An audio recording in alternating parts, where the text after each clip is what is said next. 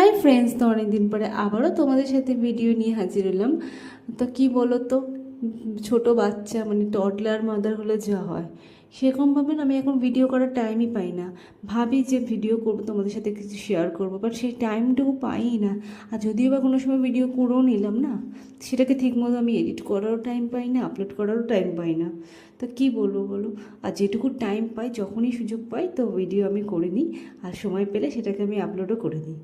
তো যাই হোক, আজকে তোমাদের সাথে যেটা শেয়ার করতে চলেছি, লোকনাথ বাবার পুজোর দিন আমি সারাদিন কি করলাম। তো তোমরা তো সবাই জানো, গত 3 তারিখ ছিল লোকনাথ বাবার জন্মতিথি।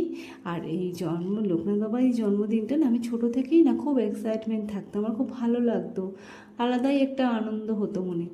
তো আমি মন্দিরেও যেতাম, বাবাকে পুজো দিতাম, আর ভোগ প্রসাদও খেতাম। আর কি বললো তো, জানি না কি প্রতিবারই না মানে ছোটো থেকেই দেখতাম আমার বাড়িতে প্রচুর প্রসাদ মানে আসতো।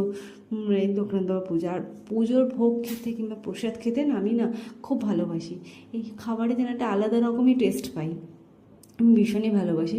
আর সত্যি বলতে কি, আমি না আগের দিন রাত অবধিও না কোনো রকম কিছু প্ল্যানই করিনি, মানে ভাবিনি অতটা যে পরের দিন লোকনাথ পুজোয় কী করব, কিছুই ভাবিনি।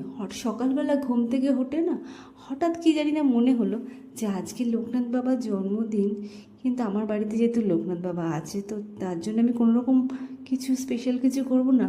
আর তোমরা কি জানো, এই যে লোকনাথ বাবার যে মূর্তিটা আছে না, এটাও না আমি একটা গিফটে পেয়েছিলাম। আমার একটা স্টুডেন্টটা না আমাকে এটা গিফটে দিয়েছিল।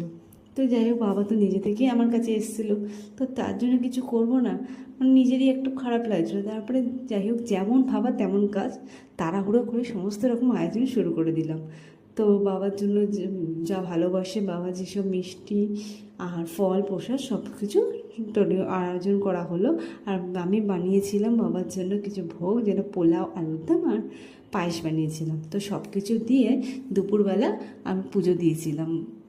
আর পিহুকে দেখো নাচতে নাচতে কীরকম করছে, আর আমাকে ইগনোর করো। বাড়িতে না আমি বিধ্বস্ত অবস্থায় থাকি।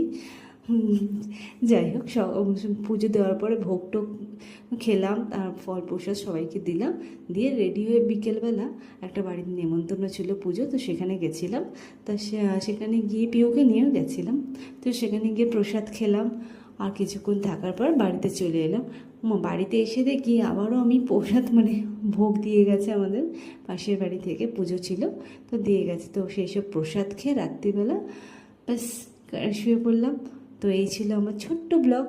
তো কেমন লাগলো জানিও, আর যদি ভালো লেগে থাকে ভিডিওটা অবশ্যই একটা লাইক করে দেবেন, আর চ্যানেলটাকে সাবস্ক্রাইব করে দেবেন। টাটা।